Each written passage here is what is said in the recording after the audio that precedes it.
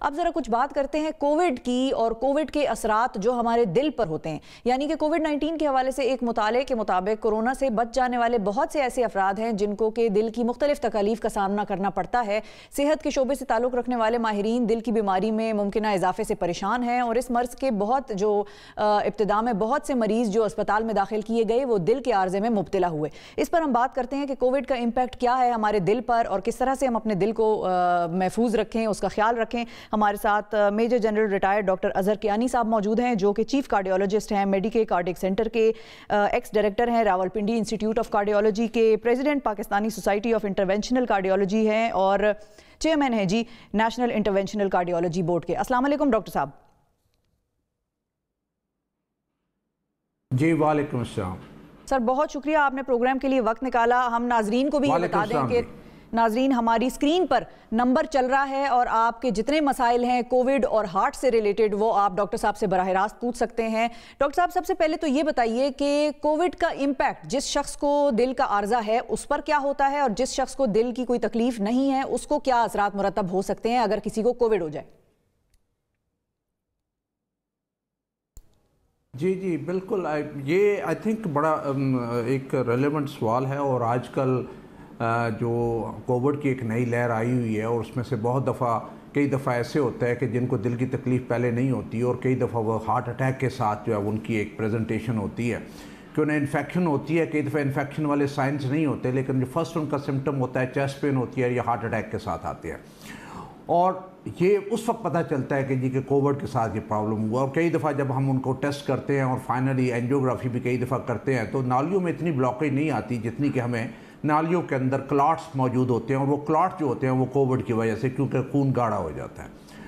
اور جن لوگوں کو پہلے سے دل کی تکلیف ہے اس میں بہت زیادہ چانسز ہیں کہ ان کو اس دوران ایک اور ہارٹ اٹیک ہو جائے یا ان کی جو بیماری ہے وہ آؤٹ آف کنٹرول ہو جائے, دوبارہ چیسٹ پین, ہارٹ فیلئر یا ہارٹ بلاکس وغیرہ آنے شروع ہو جائیں یا ایریتھمیا شروع ہو جائے. تو ان لوگوں کے لیے ایک بہت ہی ضروری یہ بات ہے کہ اور مشورہ ہے کہ وہ اپنی جو دوائیاں لے رہے ہیں وہ دوائیاں اسی طرح جاری رکھیں. اس میں کوئی کسی قسم کی بندش یا رکاوٹ نہیں آنی چاہیے. اس میں بلڈ تھنر بھی شامل ہوتے ہیں, اس میں ہارٹ کو کنٹرول کرنے کے لیے بھی چیزیں بھی شامل ہوتی ہیں, نالیاں کھلنے والی چیزیں بھی شامل ہوتی ہیں. اور کسی صورت میں کوئی دوائی بند نہیں کرنی جب تک کہ آپ کا کارڈیولوجسٹ آپ کو ایڈوائز نہ کرے, پھر آپ نے دوائی بند نہیں کرنی. اور اس کے ساتھ ساتھ جب کووڈ ڈائگنوز ہو جاتا ہے, ڈائگنوز جب کووڈ ان میں ڈائگنوز جی ایک اور بات مجھے ایڈ کرنے دیں کہ جب کووڈ ڈائگنوز ہو جاتا ہے تو جو پہلے سے وہ دوائیاں لے رہے ہیں کئی دفعہ اس میں ایک اور بلڈ تھنر بیچ میں ایڈ کرنا پڑتا ہے, وہ پھر ڈاکٹر صاحب یا کارڈیولوجسٹ کرتے ہیں تاکہ یہ کلاٹ جو کووڈ کی وجہ سے بنتے ہیں وہ نہ بنے.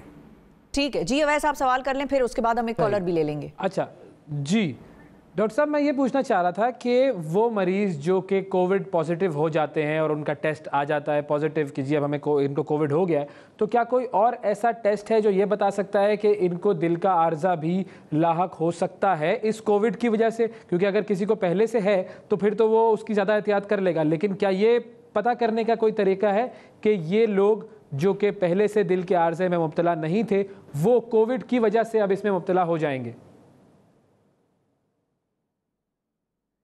جی بالکل, بہت سرٹن ٹیسٹ ہیں جو ہمیں بتاتے ہیں. اس میں جو ہارٹ اٹیک کے ٹیسٹ ہیں, ٹروپائی ٹیسٹ ہے, پھر کووڈ کی وجہ سے ڈی ڈائمر کے ٹیسٹ ہیں جو بلڈ کی تھکنس وغیرہ بتاتے ہیں, اور وہاں سے ہم پھر ڈیسائیڈ کرتے ہیں کہ کیا ایک اور بلڈ تھنر کی ضرورت ہے کہ نہیں ہے. اور پھر اسی جی کی چینجز, اگر پیشنٹ کو چیسٹ پین ہوتا ہے تو پہلے ہم اسے ایمرجنسی میں لے کے جاتے ہیں ہارٹ والے ہاسپٹل میں, جہاں پہ ایمرجنسی یا کورنری کیئر یونٹ CCU میں لے کے جاتے ہیں, اور وہاں پہ سارے ٹیسٹ اس کی اسکریننگ ہوتی ہے. اگر فریش کوئی اٹیک ہو رہا ہے تو اس کے لیے سرٹن گائیڈ لائنز ہیں جو کہ کووڈ کی صورت میں جو ہارٹ اٹیک کی ٹریٹمنٹ ہوتی ہے وہ شروع ہو جاتی ہے. اور اگر کہیں ضرورت پڑتی ہے تو کووڈ کی ساری پریکاشنز لے کے اس کی اینجیوگرافی اور ایمرجنسی میں اگر کوئی اینجیوپلاسٹی کرنی ہے وہ بھی ساتھ ساتھ ہو جاتی ہے. تو سرٹنلی ایسے پیشنٹ کے ٹیسٹ ہوتے ہیں جو ان کو ڈائگنوز کرتے ہیں کہ کیا ان کو ریسنٹ کووڈ کے ساتھ کوئی ہارٹ والا مسئلہ ہوا کہ نہیں ہوا. ٹھیک ہے ڈاکٹر صاحب ہمارے ساتھ ہی رہیے گا. ہمارے ساتھ سویرا صاحبہ ہیں راولپنڈی سے. السلام علیکم سویرا. وعلیکم السلام. جی پوچھیے. مجھے ڈاکٹر سے یہ پوچھنا تھا کہ میری نا ہارٹ بیٹ بہت فاسٹ ہوتی ہے, جب تک میں لمبی سانس نہ لوں نا تو مجھے صحیح سے سانس نہیں آتی, اور میری ایج ابھی صرف 20 ایئرز ہے. اچھا ڈاکٹر صاحب آپ ان سے کوئی اور سوال کرنا چاہیں گے؟ یہ کہہ رہی ہیں کہ 20 سال کی ہیں یہ اور ان کا جو ہارٹ بیٹ ہے وہ بہت زیادہ ہوتی ہے, تیز ہوتی ہے, اور لمبی سانسیں نہ کھینچیں تو سانس نہیں آتی.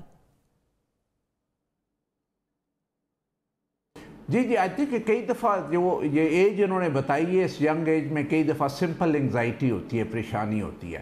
لیکن ایک چیز جو بہت ہی امپورٹنٹ ہے کہ کئی دفعہ دل کی پیدائشی جو بیماریاں ہیں وہ نیگلیکٹ ہوتی ہیں، پتہ نہیں چلتی، ڈائگنوز نہیں کرتی کیونکہ ٹیسٹ نہیں ہوتے. اور اس کے لیے ایک بڑا ضروری ٹیسٹ ہوتا ہے جسے ہم ایکو کارڈیوگرافی یا دل کا الٹرا ساؤنڈ کہتے ہیں. وہ اگر شروع میں ہو جائے تو ہمیں جو پیدائشی سوراخ ہیں، ویلو خراب ہیں یا کوئی اور اس طرح کی پیدائشی بیماری ہیں ان کو پتہ چل جاتا ہے، اور ساتھ ECG ہو جاتی ہے اور پتہ چلتا ہے کہ یہ جو ان کی ہارٹ بیٹ فاسٹ ہے یہ کسی بیماری کی وجہ سے یا سمپل انگزائٹی یا پریشانی کی وجہ سے ہوتی ہے. میجورٹی جو خواتین ہیں جس میں ہم دیکھتے ہیں اس میں 90% میں پتہ یہ چلتا ہے کہ یہ انگزائٹی کی وجہ سے ہوتا ہے. لیکن دل کی بیماری کو رول آؤٹ کرنا بہت ضروری ہے. بیسک جو ٹیسٹ ہے یا کسی کارڈیالوجسٹ کو دکھا کے بیماری کو رول آؤٹ کرنا بہت امپورٹنٹ ہے. اس کی اور بھی بڑی وجوہات ہوتی ہیں، کئی دفعہ اگر خون کی کمی ہو، کئی دفعہ تھائرائڈ کا کوئی مسئلہ ہو تو اس سے بھی ہارٹ بیٹ تیز ہو جاتی ہے. وہ چیزیں بھی رول آؤٹ بیچ میں سے کرنی ہوتی ہیں. صحیح ہے. اچھا ڈاکٹر صاحب ایک اور سوال بھی ہے، لوگ یہ کہتے ہیں کہ مردوں میں دل کی بیماریاں زیادہ ہوتی ہیں بنسبت عورتوں کے، کیا یہ بات درست ہے؟ یہ نمبرز ہمیں بتاتے ہیں یا یہ صرف ہماری سنی سنائی ہے کہ شاید مردوں میں رپورٹنگ جو ہے وہ زیادہ ہو جاتی ہے، یا ہم کیونکہ زیادہ سن رہے ہوتے ہیں مردوں کے دل کی بیماریوں کے حوالے سے تو اس لیے، یا ان کا کوئی ایسی ہارمونز کا ہے پرابلم، یا خوراکیں جو ہیں وہ ان کی زیادہ وہ تکے اور اس طرح کی، بتائیے ذرا اس کے حوالے سے کہ مردوں میں کیوں زیادہ ہوتی ہیں دل کے ہارٹ اٹیکس اور اس قسم کی بیماریاں؟ دیکھیں یہ ویسٹ میں ہم دیکھیں تو زیادہ تر یہ مردوں میں بیماری زیادہ ہوتی ہے. وہی آپ نے جیسے بات کی کہ ہارمونز والا سلسلہ ہوتا ہے. یہ جب مینوپاز ہو جاتا ہے تو اس کے بعد پھر یہ ڈیزیز، یہ رسک بڑھنا شروع ہوئی. قدرت کی طرف سے پروٹیکشن ہوتی ہے خواتین کو.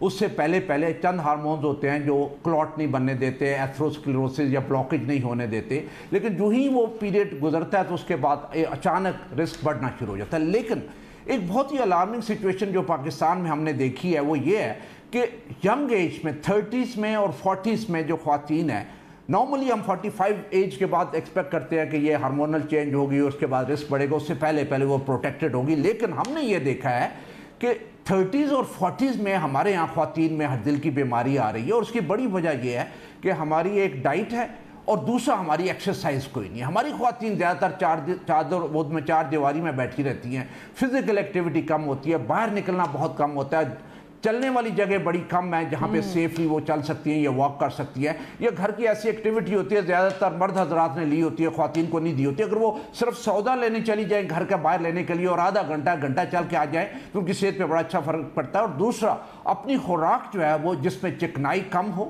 اور جس میں چینی والی یا شوگری چیزیں کم ہو اس کو استعمال کرنا چاہیے تاکہ آپ کا وزن نہ بڑھے. اور یہ جب وزن بڑھتا ہے تو وہی شوگر کا سبب بنتا ہے، وہی بلڈ پریشر کا سبب بنتا ہے، وہی ہارٹ اٹیک کا سبب بنتا ہے.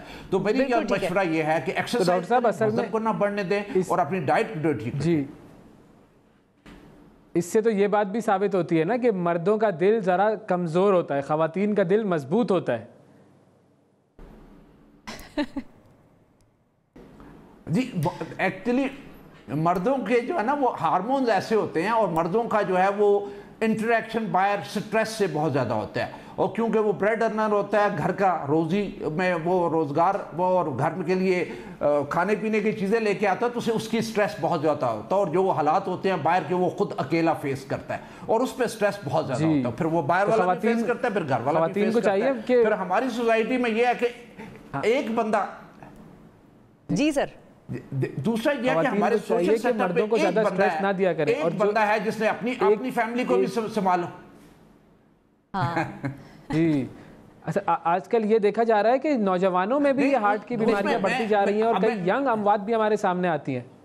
اور ینگ لوگوں میں کلوٹنگ بھی بہت ہے. کووڈ کے جو کیسز رپورٹ ہو رہے ہیں ان میں ینگ لوگوں میں بھی کلوٹنگ ہے اور وہ بڑے جوان ہٹے کٹے بظاہر نظر آتے ہیں اور وہ کسی قسم کے ٹیسٹ بھی نہیں کرواتے، لیکن بعد میں پتہ چلتا ہے ان کی تو بڑی سیویئر کلوٹنگ کی کوئی صورتحال ڈیولپ ہوئی ہوئی تھی.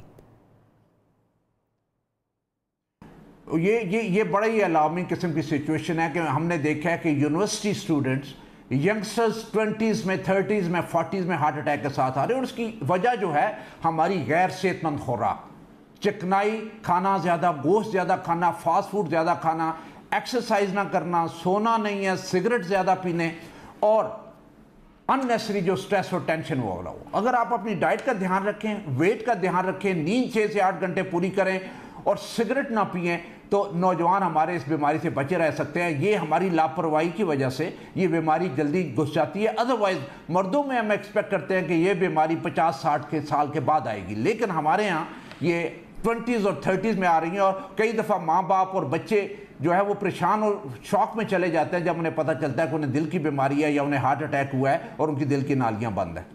ڈاکٹر صاحب, جوانوں کے لیے کتنا خطرناک ہے؟ ہم نے یہ بھی سنا ہے کہ وقت کے ساتھ ساتھ آپ کی باڈی جو ہے وہ امیونٹی ڈیولپ کر جاتی ہے ہارٹ اٹیکس کو برداشت کرنے کی, تو بزرگوں میں اگر ہوتے ہیں تو وہ بہت زیادہ فیٹل نہیں ہوتے بنسبت جوانوں کے.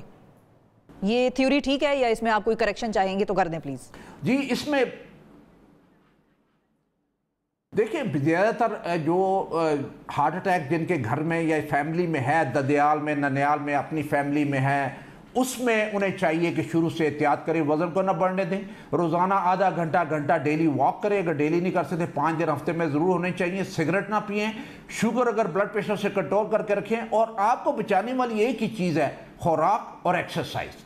اگر آپ کے خاندان میں ہے تو آپ اگر ایکسرسائز کریں گے اور خوراک کا شروع سے دھیان رکھیں گے اور سگریٹ نوشی نہیں کریں گے تو آپ اپنی بیماری جو آپ کے والدین کو یا آپ کے رشتہ داروں کو ہوئی ہے اس سے 10 سے 15 سال لیٹ کر سکتے ہیں. وہ لیٹ آئے گی آپ کو اگر تو 10-15 سال لیٹ آئے گی. اس لیے بڑا ضروری ہے کہ شروع سے ہی ورزش کو اپنا شعار بنائیں, خوراک اپنی ٹھیک رکھیں, سگریٹ نوشی سے دور رہیں, نیند 6 سے 8 گھنٹے پوری کریں اور غیر ضروری ٹینشن نہ لیں. ٹھیک ہے. اور سر فائنلی جاتے جاتے نمک کا استعمال کتنا کم یا زیادہ ہونا چاہیے؟ اور شفا, میں بھی ایک چیز پوچھنا چاہوں گا, وہ یہ کہ اگر کوئی ایسا شخص ہے جسے کووڈ ہو گیا ہے, وہ کیا احتیاط کرے تاکہ اسے یہ ہارٹ کی کنڈیشن ڈیولپ نہ ہو؟ ہاں جی سر, جس کو کووڈ ہو گیا وہ کیا احتیاط کرے کہ اس کو ہارٹ کی کنڈیشن ڈیولپ نہ ہو؟ اور نمک کا بھی بتا دیجئے, نمک کس طرح سے ہارٹ پرابلمز کو زیادہ بڑھا دیتا ہے آپ کے لیے؟ دیکھیں اس وقت جو سب سے زیادہ ہمیں مسئلے آ رہے ہیں وہ زیادہ نمک کھانے سے اور زیادہ چینی کھانے سے آ رہے ہیں. چینی جو ہے وہ شوگر والوں کے لیے زہر ہے, اور نمک جو ہے وہ بلڈ پریشر والوں کے لیے زہر ہے, اور اسپیشلی جن کو دل کا ہارٹ اٹیک ہو چکا ہے وہ ضرورت سے زیادہ نمک کھاتے ہیں تو ہارٹ فیلر کے زیادہ چانسز ہیں, بلڈ پریشر کے چانسز ہیں, اور ہارٹ اٹیک کے زیادہ چانسز ہیں. اس لیے مناسب مقدار میں جو نمک ہے آپ کی ترکاری میں جو ڈل گیا وہ ڈلنا چاہیے. ٹیبل سالٹ جو آپ اوپر ڈالتے ہیں بعد میں اس کا کم سے کم استعمال ہونا چاہیے. دوسرا جو سوال تھا کووڈ کے بارے میں, وہ جن کو کووڈ ہو گیا ان کو کچھ عرصے کے لیے بلڈ تھنر اور ساتھ دیے جاتے ہیں, اور ساتھ ساتھ اور میڈیسن دی جاتی ہیں جو انہوں نے کم سے کم 2 مہینے تک جاری رکھنی ہوتی ہے, اور پھر ڈاکٹر کے مشورے پہ وہ بلڈ تھنر بند کرنے ہوتے ہیں جب یہ پتہ چلے کہ خطرہ ٹل گیا اور بلڈ جو ہے وہ تھن ہو گیا اور اس میں جو گاڑھا پن تھا وہ کم ہو گیا. تو اس لیے پہلے 2-3 مہینے جو پوسٹ کووڈ ہے وہ اپنے جو ڈاکٹر صاحبان ہیں ان کے ساتھ اپنا فالو اپ رکھیں, اور ساتھ ساتھ جو اس کے ٹیسٹ ہیں جو کہ ہمارے مارکرز ہوتے ہیں بتاتے ہیں کہ ڈرگ اس کی بیماری کی ایکٹیویٹی کیا ہے وہ ساتھ ساتھ ضرور کروانے چاہیے.